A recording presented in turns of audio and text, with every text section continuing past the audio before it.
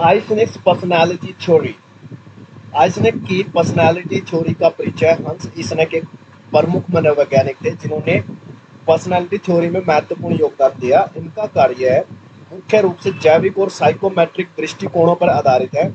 ईसनेक ने प्रस्तावित किया कि व्यक्तित्व जो पर्सनालिटी है वो ज्यादातर आनुवंशिक रूप से निर्धारित होता है और व्यक्तिगत अंतर को कुछ विशेष आयामों या लक्षणों के साथ मापा जा सकता है।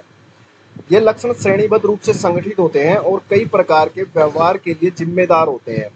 ईसनेक का मॉडल अक्सर पीईएन मॉडल के रूप में जाना जाता है, जिसका मतलब है P for psychoticism, E for extroversion, N for neuroticism. इसके लिए खड़ा है वो। ये तीन आयाम मानव व्यक्तित्व को परिभाषित करने वाले मुख्य लक्षण माने जाते हैं। श्रेणीबद्ध संरचना को समझना, अंडरस्टैंडिंग द हायरार्किकल स्ट्रक्चर। इसनेक का मॉडल श्रेणीबद्ध है, जिसका मतलब है कि व्यक्तित्व लक्षण सबसे सामान्य सुपर ऑर्डिनेट से लेकर सबसे विशिष्ट सब ऑर्डिनेट तक व्यवस्थित होते हैं। यह संरचना व्यापक व्यक्तित्व लक्षणों को समझने में मदद करती है कि वे विशिष्ट व्यवहारों और प्रतिक्रियाओं को कैसे प्रभावित करते हैं। इसके टाइप्स, जो पहला है एक्सट्रोवर्जन सुपर ऑर्डिनेट स्तर। व्यक्तित्व प्रकार श्रेणी के शीर्ष पर व्यक्तित्व प्रकार होते हैं जो व्यक्तित्व के व्यापक श्रेणियों का प्रतिनिधित्व करते हैं। इसनेक ने तीन मुख्य प्रकार प्रस्तावित किए जो हमने पहले भी डिस्कस किए थे, एक्सट्रोवर्जन, न्यूरोटिसिज्म एंड साइकोटिसिज्म। ये तीन उन्होंने प्रस्तावित किए। जो पहला है, ये प्रकार व्यापक आयाम होते हैं जो कई विशिष्ट लक्षणों को समाहित करते हैं। प्रत्येक प्रकार एक स्पेक्ट्रम का प्रतिनिधित्व करता है जिसमें व्यक्तियों की स्थिति हर आयाम पर भिन्न होती है। सबसे पहला जो है एक्सट्रोवर्जन। यह आयाम अंतर्मुखता से बहिर्मुखता तक फैलाव करता है। बहिर्मुखी लोग मिलनसार, आत्मविश्वासी और सक्रिय होते हैं, जबकि अंतर्मुखी लोग अधिक शांत, संकोची और विचारशील होते हैं, मतलब सोचते ही रहते हैं। न्यूरोटिसिज्म। यह आयाम भावनात्मक स्थिरता बनाम अस्थिरता को मापता है। उच्च न्यूरोटिसिज्म वाले लोग चिंता, मूड स्विंग और भावनात्मक प्रतिक्रिया के साथ जुड़े होते हैं, जबकि कम न्यूरोटिसिज्म भावनात्मक स्थिरता और शांति का संकेत देते हैं। साइकोटिसिज्म। यह आयाम रोजमर्रा की भाषा में कम चर्चा का विषय होता है, लेकिन ईसनेक का मॉडल में महत्वपूर्ण है। उच्च साइकोटिसिज्म आक्रामकता, आवेगशीलता और सहानुभूति की कमी के साथ जुड़ा होता है, जबकि कम साइकोटिसिज्म एक अधिक विचारशील, सहानुभूतिपूर्ण और नियंत्रित व्यक्तित्व को दर्शाता है। ट्रेट लेवल, लक्षण स्तर। विशिष्ट लक्षण सुपर ऑर्डिनेट प्रकारों के नीचे विशिष्ट लक्षण होते हैं जो किसी व्यक्ति के व्यवहार को परिभाषित करने वाले विशिष्ट गुण होते हैं। लक्षण व्यक्तित्व के निर्माण खंड होते हैं और व्यापक प्रकारों के अधिक सटीक पहलुओं का प्रतिनिधित्व करते हैं। एग्जाम्पल के तौर पर एक्सट्रोवर्जन के लक्षण, ये लोग मिलनसारिता, आत्मविश्वास, बातूनीपन, उत्साह की तलाश, सकारात्मक भावनाएं। न्यूरोटिसिज्म के लक्षण चिंता, अवसाद, चिड़चिड़ापन, असुरक्षा और भावनात्मक अस्थिरता। साइकोटिसिज्म के लक्षण आक्रामकता, आवेगशीलता, आत्म केंद्रितता, रचनात्मकता, असामाजिक व्यवहार। लक्षण समय के साथ अपेक्षाकृत स्थिर माने जाते हैं और विभिन्न स्थितियों में सुसंगत होते हैं। ये भविष्यवाणी करने में मदद करते हैं कि कोई व्यक्ति विभिन्न संदर्भों में कैसा व्यवहार करेगा।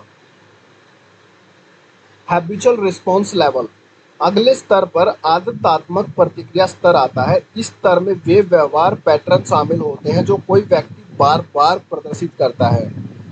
ये हैबिचुअल प्रतिक्रियाएं अंतर्निहित लक्षणों को से प्रभावित होती हैं, लेकिन कुछ स्थितियों में या संदर्भों के लिए अधिक विशिष्ट होती है। एग्जाम्पल के लिए, एक बहिर्मुखी व्यक्ति बार बार सामाजिक गतिविधियों में शामिल हो सकता है, जैसे कि पार्टियों में जाना, नए लोगों से मिलना। एक न्यूरोटिक व्यक्ति जो होता है बार बार जीवन की विभिन्न पहलुओं की चिंता कर सकता है, जैसे कि काम या रिश्ते। एक साइकोटिक व्यक्ति बार बार आवेगी व्यवहार कर सकता है या जोखिम भरे कार्यों में शामिल हो सकता है। हैबिचुअल रिस्पॉन्स वे दोहरावदार व्यवहार होते हैं जो किसी व्यक्ति के पास मौजूद लक्षणों को दर्शाते हैं। ये व्यवहार व्यक्ति की दिनचर्या का हिस्सा बन जाते हैं और अक्सर स्वचालित होते हैं। स्पेसिफिक रिस्पॉन्स लेवल, विशिष्ट प्रतिक्रिया स्तर।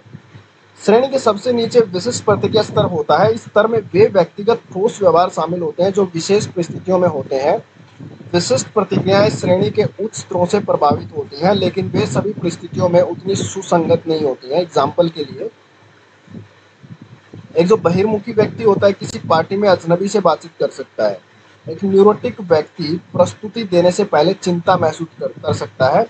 एक साइकोटिक व्यक्ति विवाद के दौरान अपमानजनक टिप्पणी कर सकता है। विशिष्ट प्रतिक्रियाएं सबसे तात्कालिक और प्रेक्षणीय व्यवहार होते हैं। ये व्यवहार लक्षणों और आदतात्मक प्रतिक्रियाओं से प्रभावित होते हैं, लेकिन वे स्थितिजन्य कारकों से भी आकार लेते हैं। व्यक्तित्व के जैविक आधार। इसने का मानना है कि व्यक्तित्व लक्षणों का जैविक आधार होता है जो मस्तिष्क और तंत्र की कार्य प्रणाली में निहित होता है। उन्होंने प्रस्तावित किया कि व्यक्तित्व प्रकारों में अंतर मस्तिष्क गतिविधि और उत्तेजना के सत्रों में अंतर से संबंधित होता है। Extraversion and arousal. एक्स्ट्रावर्जन और उत्तेजना। इसने इसेंक ने अनुमान लगाया कि एक्स्ट्रावर्जन का लक्षण रेटिकुलर एक्टिवेटिंग सिस्टम रास से जुड़ा होता है, जो मस्तिष्क का वह हिस्सा होता है जो उत्तेजना और सतर्कता को नियंत्रित करता है। उनके सिद्धांत के अनुसार बहिर्मुखी लोगों का कॉर्टिकल उत्तेजना का आधार स्तर कम होता है, जिससे वे अपनी उत्तेजना के स्तर को बढ़ाने के लिए उत्तेजक वातावरण और गतिविधियों की खोज करते हैं। अंतर्मुखी लोगों का कॉर्टिकल उत्तेजना का आधार स्तर उच्च होता है, जिससे वे उत्तेजना के प्रति अधिक संवेदनशील होते हैं। परिणाम स्वरूप वे अधिक शांत, कम उत्तेजक वातावरण पसंद करते हैं ताकि अत्यधिक उत्तेजना से बचा जा सके। यह जैविक व्याख्या बहिर्मुखी और अंतर्मुखी लोगों के बीच व्यवहार के अंतर को स्पष्ट करने में मदद करती है। Neuroticism and the limbic system. Eysenck ने सुझाव दिया कि न्यूरोटिसिज्म लिम्बिक सिस्टम से संबंधित है, जो मस्तिष्क का वह हिस्सा है जो भावनात्मक विनियमन और तनाव प्रतिक्रिया में शामिल होता है।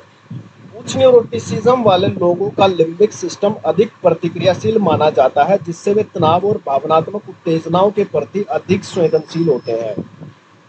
यह जो बढ़ी हुई प्रतिक्रियात्मकता उच्च न्यूरोटिसिज्म वाले व्यक्तियों में बढ़ी हुई चिंता, मूड स्विंग, भावनात्मक अस्थिरता की ओर ले जाती है। साइकोटिसिज्म एंड हार्मोनल इन्फ्लुएंस। आइसेक के अनुसार साइकोटिसिज्म हार्मोनल कारकों से प्रभावित हो सकता है, विशेष रूप से टेस्टोस्टेरोन, मोनोएमिन ऑक्सीडेज के स्तर से। टेस्टोस्टेरोन का उच्च स्तर और माओ का MAO का निम्न स्तर आक्रामक और आवेगी व्यवहार से जुड़ा हुआ है, जो साइकोटिसिज्म की मुख्य विशेषताएं हैं। आइजैक का व्यक्तित्व के जैविक आधार पर जोर यह दर्शाता है कि आनुवंशिक कारक और मस्तिष्क की कार्य प्रणाली व्यक्तिगत मतभेदों को आकार देने में महत्वपूर्ण भूमिका निभाते हैं। रिडक्स। वैज्ञानिक समर्थन और आलोचना। आइजैक के व्यक्तित्व के पदानुक्रम मॉडल का विभिन्न वैज्ञानिक अध्ययनों द्वारा समर्थन किया गया है, विशेष रूप से मनोमिति और जैविक मनोविज्ञान के क्षेत्रों में।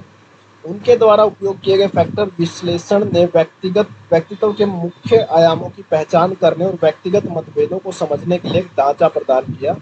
हालांकि इस सिद्धांत की आलोचना भी की गई। नेक्स्ट, रिडक्शनिज्म, संकीर्ण दृष्टिकोण। कुछ आलोचक तर्क देते हैं कि आइजैक का जो सिद्धांत है वह बहुत संकीर्ण है, रिडक्शनिज्म है, क्योंकि यह जटिल मानवीय व्यवहार को कुछ जैविक कारकों और व्यापक लक्षणों में सीमित कर देता है।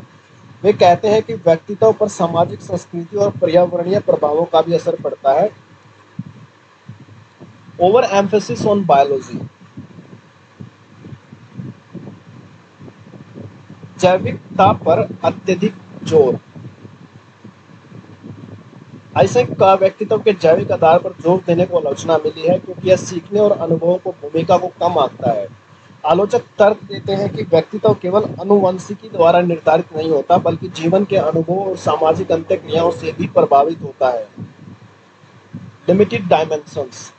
कुछ शोधकर्ताओं का मानना है कि आइजैक का 3 आयामी मॉडल सीमित है और अतिरिक्त आयामों जैसे अनुभव के लिए खुलापन और सहमति को शामिल किया जाना चाहिए ताकि व्यक्तित्व की व्यापक समझ प्राप्त की जा सके। इस आलोचना ने 5 फैक्टर मॉडल के विकास को प्रेरित किया, जो आइजैक के काम को 2 अतिरिक्त आयामों के साथ विस्तारित करता है।